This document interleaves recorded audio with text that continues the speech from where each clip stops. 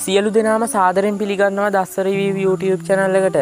ඔන්න ඉතින් අද අපි බලන්න යන ෆිල්ම් එකේ ලෝකේ තියෙන ආරක්ෂිතම සේප්පුව කඩන්න හොරු කණ්ඩායමක් බැංකුවක් ඇතුළට යනවා. ඒත් එක්කම මේ බැංකුවේ එළියේ ආරක්ෂකයෝ 1000ක් ඉන්නවා. ඉතින් මොකද්ද වෙන්නේ කියලා බලන්න නම් ෆිල්ම් එක අවසානයේත් එක්ක රැඳී සිටින්න. ඉතින් අද ගෙනත් තියෙන්නේ 2021 වර්ෂයේ රිලීස් වෙච්ච The Vault කියන ෆිල්ම් එක. තාමත් අපේ channel එක subscribe කරලා නැත්නම් දැම්ම channel එක subscribe කරන්න. එහෙනම් ඉතින් වැඩි කතා නැතුව යමු අපි වීඩියෝ එකට.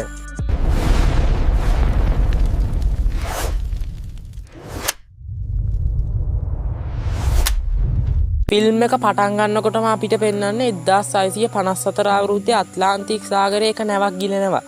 මේ නැවේ තිබිලා වටිනා නිදන් වස්තු අඩංගු වෙන පෙට්ටියක් මුහුදට වැටෙනවා. ඉතින් මේ පෙට්ටිය මුහුදු පතුලටම යනවා. ඊට පස්සේ අපිට පෙන්වන්නේ 2009 වර්ෂයේදී වෝල්ටර් සහ ජේම්ස් කියන පුද්ගලයෝ දෙන්න පරීක්ෂණයක් කරලා මේ බොක්ස් එක මුහුදෙන් හොයා ගන්නවා.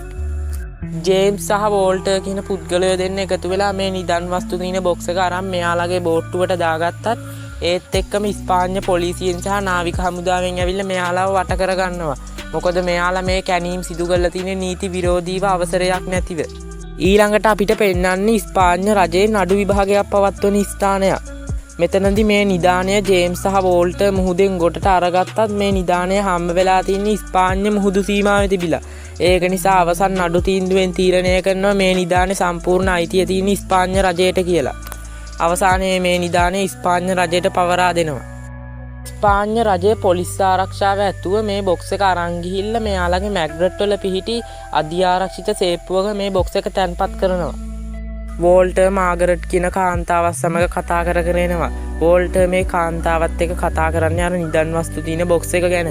ඉතින් මේ කාන්තාව වෝල්ටර්ට කියනවා ඒ ගැන අමතක කරලා දාන්න දැන් ඒකේ සම්පූර්ණ අයිතිය තියෙන ස්පාඤ්ඤ රජයට කියලා. ඒත් වෝල්ටර්ගේ හිතේ නම් මේක ආයි අරගන්න මොකක් හරි ප්ලෑන් එකක් තියෙනවා වගේ. ඊළඟට කතාව ඇදී යන්නේ ඇමරිකාවේ කේම්බ්‍රිජ් විශ්වවිද්‍යාලයට.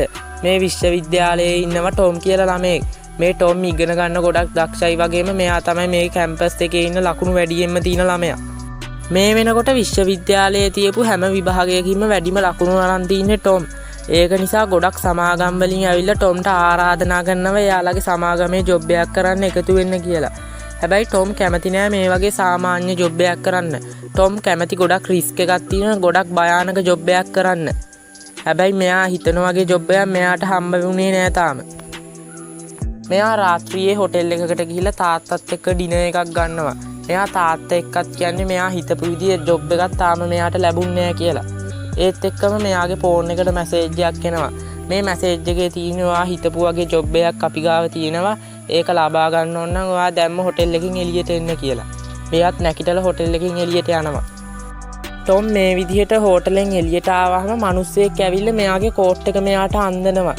ඉතින් මෙයා මෙහෙම ඇවිදගෙන එනකොට මෙයාට දැනෙනවා මේ කෝට් එකේ සාක්කුවේ මොකක් හරි තියෙනවා කියලා. එළියට අරන් බලද්දි ඒකේ තියෙන්නේ නෝට් පෑඩ් එකක්. මෙයා මේ නෝට් පෑඩ් එක අරන් බලනවා. මේ නෝට් පෑඩ් එකත් එක්ක පොඩි කාසියකුත් තියෙනවා. මේ නෝට් පෑඩ් එකේ එක තැනක ඇඩ්‍රස් එකක් දාලා මේ තැනට අර කාසියත් අරගෙන එන්න කියලා ලියලා තියෙනවා. නෝට් පෑඩ් එකේ තිබුණ ඇඩ්‍රස් එකට අදාළ ස්ථානයට ටොම් එනවා.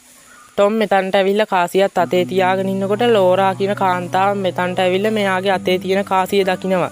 ඊට පස්සේ මේ ලෝරා කියන කාන්තාව ටොම් එක්කන් යනවා වෝල්ටර් ඉන්න තැනට. මේ සිද්ධ වෙන දේවල් නිසා ටොම් ඉන්නේ ගොඩක් පුදුමයටපත් වෙලා. ඉතින් වෝල්ටර් ටොම්ගෙන් අහනවා ඔයාට ආව ගොඩක් රැකියාව ඔයා මගහැරිය නේද කියලා. මට ඒ දේවල් ආරංචි වුණාම කියලා කියනවා. වෝල්ටර් ටොම්ට කියනවා ඔයා හොයන විදිහේ රස්සාවක් මගේ ළඟ තියෙනවා කියලා. ඉතින් වෝල්ටර් ටොම්ට කියනවා විස්තරය. මෙයාලා මේ විදිහට නිදන් වස්තු තියෙන බොක්ස් එකක් ගොඩ දාපු බවත් ඒ බොක්ස් එක පොලිසියෙන් අරන් ගිහිල්ලා ආරක්ෂිත සේප්පුවක දාපු සම්පූර්ණ විස්තරයම මේ ටොම්ට කියනවා වෝල්ටර්. වෝල්ටර් කියනවා අවුරුදු 80ක් ගියත් මේ සේප්පුවේ තාක්ෂණය තාම කවුරුවත් හොයාගෙන නැහැ කියලා. ඉතින් මේ සේප්පුවේ ලොක එක කඩන තාක්ෂණය හොයාගන්න තමයි මේ විදිහට ටොම්ව මෙයාලා එකතු කරගන්නේ. වෝල්ටර් මේ බාර දීපු ජොබ් එකට ටොම් කැමති වෙනවා. වෝල්ටර් දීපු ගුවන් ටිකට් පතක ආධාරයෙන් ඊට පහුවෙන්දාම ස්පාඤ්ඤයේ මැග්රිට් වලට ටොම් එනවා. ස්පාඤ්ඤයේ මැග්රිට් වල ගුවන් තොටුපළට වෙලා පිළිගන්න කවුරු හරි එනකම් බලාගෙන ඉන්න ටොම්ව පිළිගන්න මෙතනට එන්නේ අර ලෝරා කියන කාන්තාව. ඉතින් ලෝරා කියන කාන්තාව මෙයාට අඳුර ගන්නත් බැරි වෙනවා. මොකද ලෝරා සැරින් සැරට වෙස් මාරු කරනවා. ස්පාඤ්ඤ මැග්රිට් නගරය මේ වෙනකොට ගොඩක් කාර්යබහුල නගරයක්. මොකද 2010 FIFA ලෝක කුසලාන අවසන් තරගය පවත්වන්නේ මැඩ්‍රිඩ් වල. මේ තරගය නරඹන්න මැඩ්‍රිඩ් නගරයට ගොඩක් මිනිස්සු එන ගමන් තමයි මේ දවස්වල තියෙන්නේ. ටොම් එනවා වෝල්ටර් ඇතුළු කණ්ඩායම ඉන්න තැනට. වෝල්ටර්ගේ කණ්ඩායමේ ඉන්නවා ක්ලවුස් කියලා දක්ෂ පරිගණක හැකර්වරයෙක් සහ ජේම්ස් කියන ගොඩක්ම විශ්වාසවන්ත මේ වගේ වැඩවලට එකතු වෙන දක්ෂ පුද්ගලයෙක් වගේම සිමෝන් කියලා විද්‍යාත්මක විවිධාකාරයේ උපකරණ එකතු කරන පුද්ගලයෙකුත් මෙයාලගේ කණ්ඩායමේ ඉන්නවා. මෙයාලගේ කණ්ඩායමේ ඉන්න පරිගණක හැකර් මේ වෙලාවේ බැංකුවේ දින පාස්වර්ඩ් එකක් ලබා ගන්න හදනවා. නමුත් මෙයාට මේ පාස්වර්ඩ් එක ලබා ගන්න බැරි වෙනවා. මේ වෙලාවේ ටොම් මෙයාලට පොඩි උපදෙසක් දෙනවා. ටොම් කියනවා බැංකුවේ එළියේ ඉන්න නිලධාරියෙක්ට බැංකුවේ ඇතුළේ ඉන්න සේවකයෙක් විදිහට කෝල් එකක් අරන් එයාට පණිවිඩයක් තියෙනවා කියලා එයාගෙන් පාස්වර්ඩ් එක අරගන්න කියලා. ටොම් කිව්ව විදිහට මේ කට්ටිය කෝල් එකක් අරගෙන මේ පාස්වර්ඩ් එක සාර්ථකව ලබා ගන්නවා.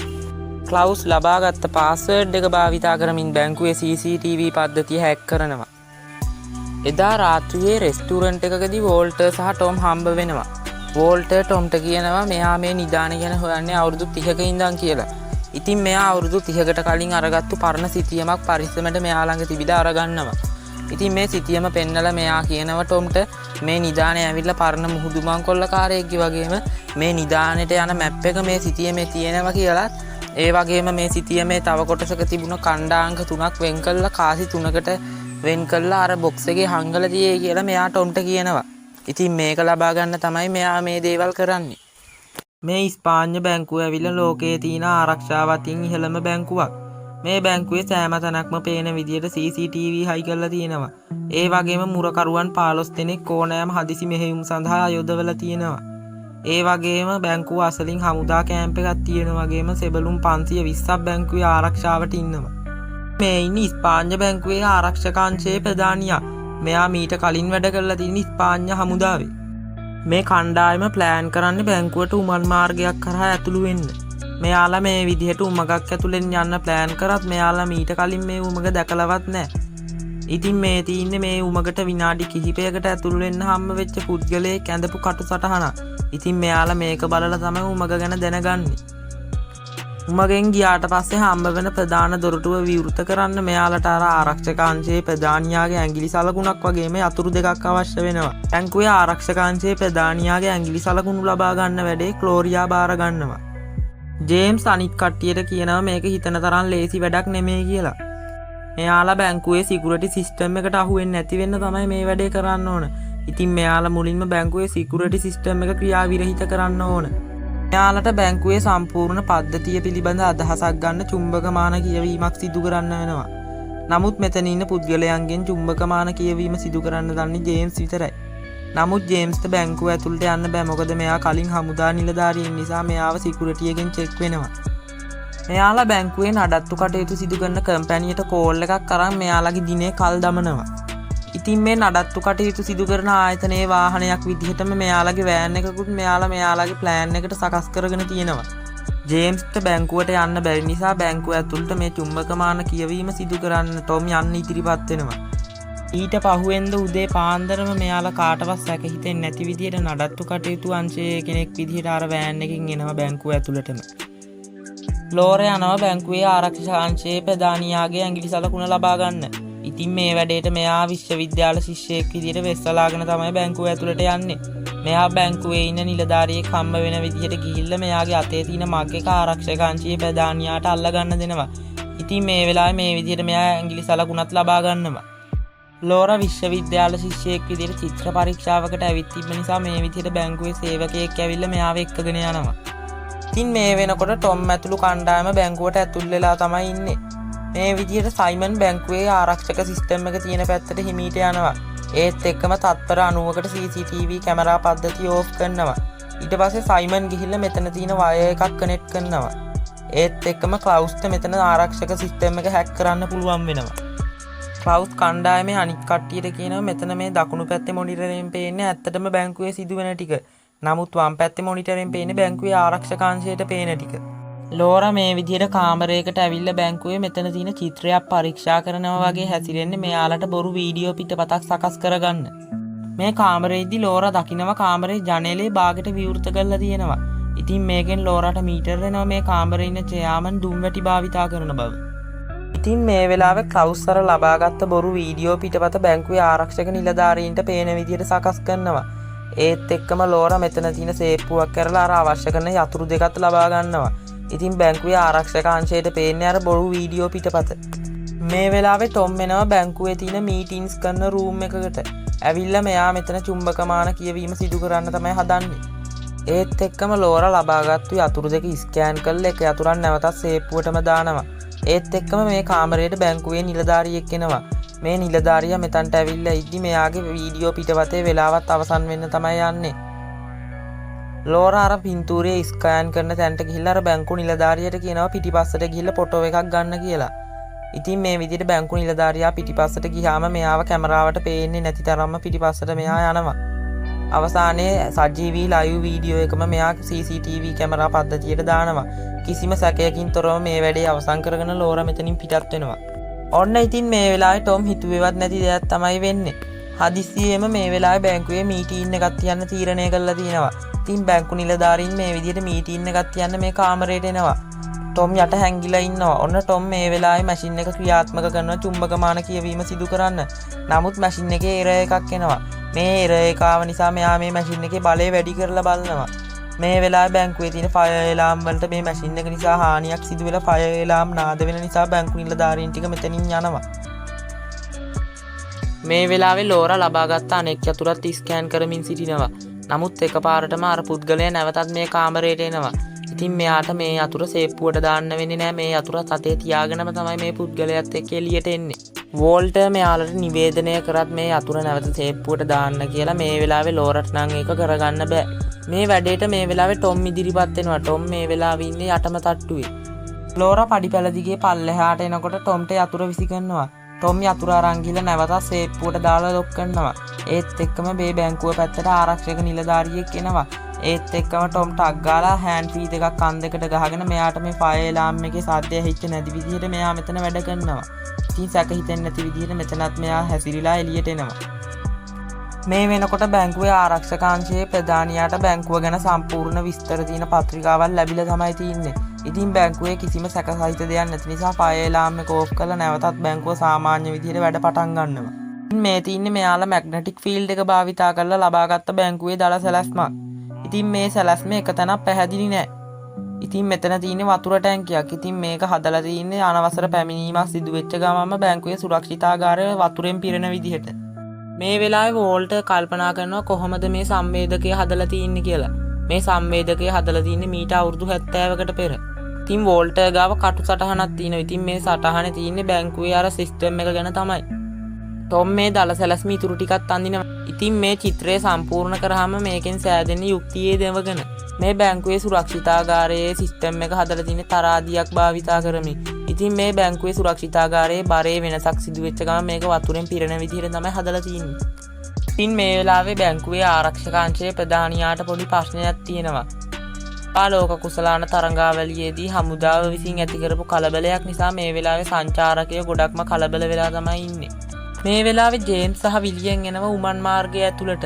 ඉතින් මෙතන තියෙන ඝනකම බිත්තිය ගාවට ඇවිල්ලා මෙයාලා බලද්දි මේක විදින්න දවස් 15ක්වත් යනවා. මොකද මේක හදලා තියෙන්නේ ටයිටේනියම් මිශ්‍ර කොන්ක්‍රීට් එකකින්. ඉතින් වෝල්ටර් කැමති වෙන්නේ මේ වෙනුවෙන් දවස් 15ක් ගත කරන්න. මොකද වෝල්ටර් මේක ප්ලෑන් කරලා තියෙන්නේ FIFA ලෝක කුසලාන අවසන් මහා තරංගාවලිය තියෙන දවසට. සිද්ධ වෙච්ච දේත් එක කලකිරීමකින් උඩමහලට එන වෝල්ටර් දකින්න බැංකුවේ CCTV මේ දවස්වල හරවල තියෙන FIFA මැච් එක තියෙන මැග්නට් නගරයේ දිශාවට කියලා. වෝල්ටර් තීරණය කරනවා මෙයාලා උමගකින් පොළවේ යටින් ඇතුල් වෙන්නේ නැතුව බැංකුවේ උඩුමහලකින් දොරටුවකින්ම බැංකුවට ඇතුල් වෙන්න. ඉතින් මේක මෙයාලා ප්ලෑන් කරන්නේ FIFA කුසලාන තරංගාවලිය තියෙන වෙලාවෙම හොරකම් කරන්න. මේ FIFA තරංගාවලියට තව තියෙන්නේ දවස් 4ක් පමණ කාලයක් විතරයි. බැංකුවේ තියෙන තරාදි මැගනිසම් එකත් තාම ටොම්ට තේරුම් ගන්න අමාරුයි.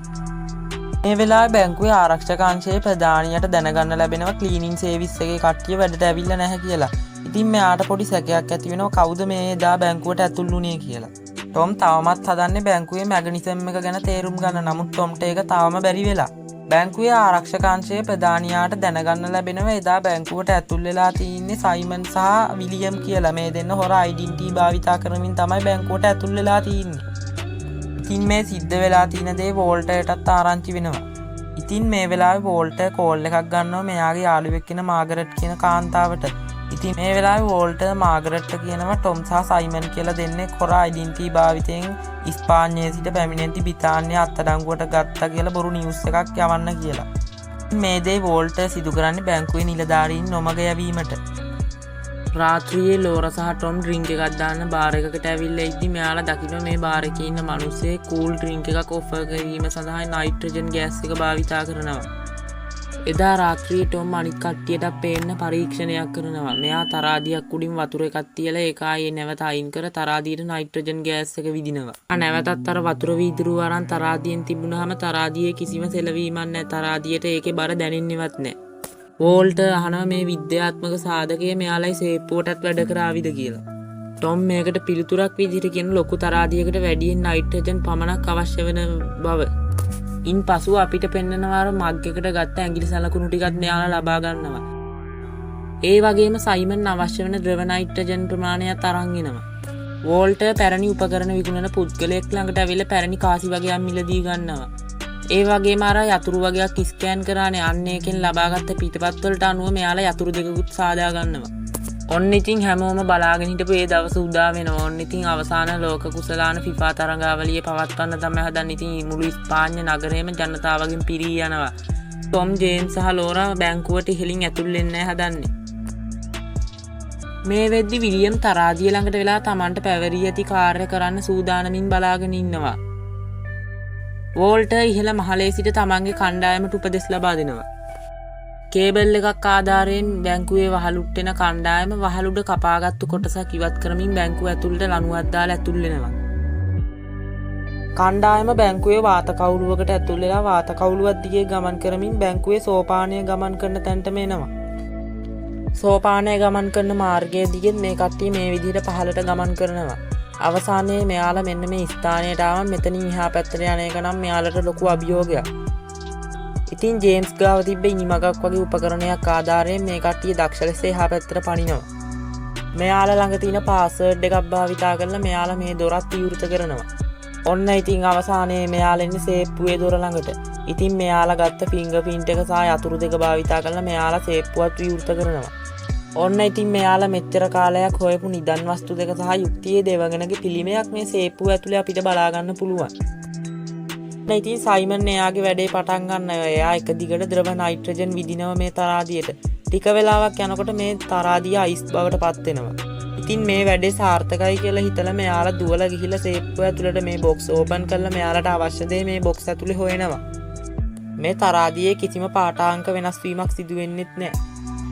ඒත් එක්කම මේ බැංකුවේ ආරක්ෂක අංශයේ ප්‍රධානියාට ආරංචි වෙනවා චලනය වීමේ සංවේදක ඔන් වෙලා කියලා බැංකුවේ. ඒත් එක්කම මේ බැංකුවේ ආරක්ෂාවට ඉන්න නිලධාරීන් මේ ස්ථානයට එනකොට ඔන්න අපිට බලා ගන්න පුළුවන් මේ ස්ථානයේ පරවියෙක් ඉන්නවා. මේ අවස්ථාවේ ලෝරාර විශේෂ කාසි තුන තියෙන බොක්ස් එක හොයාගෙන මේක ඕපන් කරලා කාසි තුන අරගන්නවා. මෙයා මේකේ ඉන්න අනිත් කට්ටියට කියන්නෙත් නෑ මේක හම්බුණා කියලා. ඒත් එක්කම අර බැංකුවේ ආරක්ෂාවට ආව නිලධාරීන් දකිනවා වහලේ තියෙන සිදුර ගැන. ඉතින් මේ ගැන ආරක්ෂක අංශයේ ප්‍රධානියාට කිව්වත් මේ ප්‍රධානියා ඉන්න තැන CCTV දර්ශනවල මෙහෙම දෙයක් පේන්නේ නැහැ. ඉතින් මෙයා දැනගන්නවා CCTV පද්ධතිය හැක් කරලා කියලා. ඉතින් මෙන්න මේ වෙලාවේ කණ්ඩායමේ කවුරුවත් හිතුවේ නැති විදිහට මෙයාලගේ කණ්ඩායමේ ඉන්න ජේම්ස් වෙනස් වෙනවා. ජේම්ස් තුවක්කුවක් දික් කරලා ලෝරාගෙන් කාසි තුන ඉල්ලනවා. ඉතින් මෙයාට ගවර්න්මන්ට් එකේ ඉහළ තැනකින් උපදෙසක් ඇවිල්ලා තිනවා මේ කාසි ටික ගෙනල්ලා දෙන්න කියලා. ඒත් එක්කම මෙයාලා සේප්පුව ඇතුළට වෙලා වාද කර කර ඉන්නකොට මෙයාලගේ වෙලාව අවසන් වී සේප්පුවේ දොරවල් වැහෙනවා. ඒත් එක්කම ආරක්ෂක අංශයේ නිලධාරීනුත් මේ පැත්තට ගමන් කරන ගමන් තමයි ඉන්නේ. ඔන්න ඉතින් මේ වෙලාවේ මේ සේප්පුවට වේගයෙන් ජලය පිරෙනවා. ඉතින් ජේම්ස් කියනවා මේ ජලයෙන් පීනන්න පුළුවන් මිනිස්සු ඉන්නේ මේ ලෝකයේ කීප දෙනයි එන්නේ එක්කෙනෙක් තමයි මම. ඉතින් මට සමා වෙන්න කියලා ජේම්ස් මෙතනින් යන්න තමයි හදන්නේ. ඔන්න ඉතින් ටොම් මේ වෙලාවේ පොඩ්ඩක් සම්සුන් වෙලා මේ ගැන කල්පනා කරනවා. ඉතින් මෙයාට තේරෙනවා මේකේ සම්පූර්ණයෙන්ම වතුර පිරුණොත් පීඩනය වැඩි වෙලා මේ සේප්පුව පුපුරන විත්තිය. ඒක නිසා මෙයා දකිනවා මේකේ සම්පූර්ණයෙන් ජලය පිරිච්ච ගම ඔටෝ ඕෆ් වෙන සිස්ටම් එකක් තියෙනවා කියලා මෙයාට තේරෙනවා. ඉතින් මෙයා බලනවා මේකේ උඩ සෙන්සර් තියෙද කියලා වතුර ප්‍රමාණය මනින.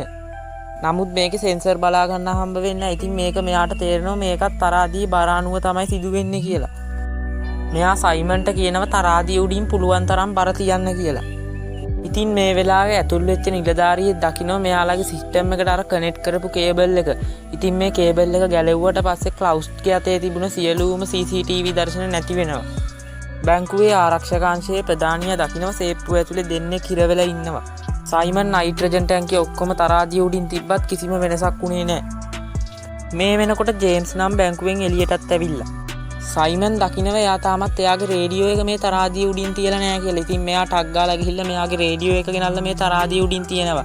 ඔන්න ඒත් එක්කම සුරක්ෂිතාගාරයේ වතුර මට්ටම පහළ බහින්න පටන් ගන්නවා.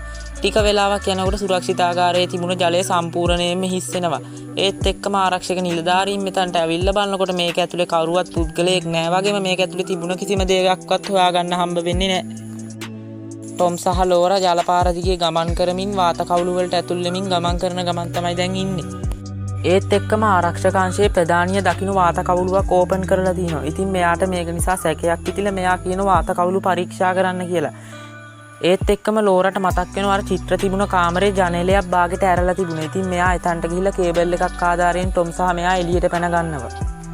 ආරක්ෂකාංශයේ ප්‍රධානියා ඇතුළු කට්ටිය එනවා මෙයාලව වට කරගන්න. නමුත් මෙයාලා මෙතන නැහැ. ටොම් සහ ලෝරා එළියට දුවගෙන ගිහිල්ලා එළියේ ඉන්න 100,000 ගණන් මිනිසුන් අතරට යනවා. හමුදා නිලධාරීන් ඇවිල්ලා මෙතන පරීක්ෂා කරත් මේ ජනගහනය අධික නිසා මෙයාලට හොයාගන්න බැරි වෙනවා. අන්න ඉතින් පහුවදා උදේ පෙන්නනවා රජයේ උසස් නිලධාරියෙක් හම්බ වෙන්න ගිහින් ඉන්න ජේම්ස් මෙයාට ලබාගත්ත කාසි 3 දෙනවා. ඉතින් මේ කාසි පරීක්ෂා කරලා බලනකොට මේවා බොරු කාසි. ඉතින් දැන් ඔයාලට පැහැදිලි ඇති මෙතන සිදුවෙච්ච දේ. ඇත්තම කාසි ටික තියෙන්නේ දැන් වෝල්ටර් ගාව. වෝල්ටර්ට කලින් ඉඳන්ම ජේම්ස් ගැන සැකයක් ඇති වෙලා තියෙනවා. ඒක නිසා තමයි වෝල්ටර් බොරු කාසි වගේක් මිලදී ගත්තේ. වෝල්ටර් මේ කාසි භාවිතා කරලා නිදාණය තියෙන තැන කණ්ඩාංක ටික හොයා ගන්නවා.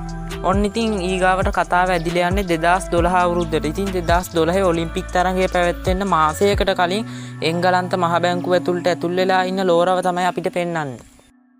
ඉතින් යාළුවනේ අදගෙන ආපු ෆිල්ම් එකත් මෙන්න මේ විදිහට ඉවර වෙනවා. ඉතින් channel එක subscribe කරලා නැත්නම් ඔයා දැම්ම channel එක subscribe කරන්න. ඒ වගේම bell icon එක all දාලා තියාගන්න.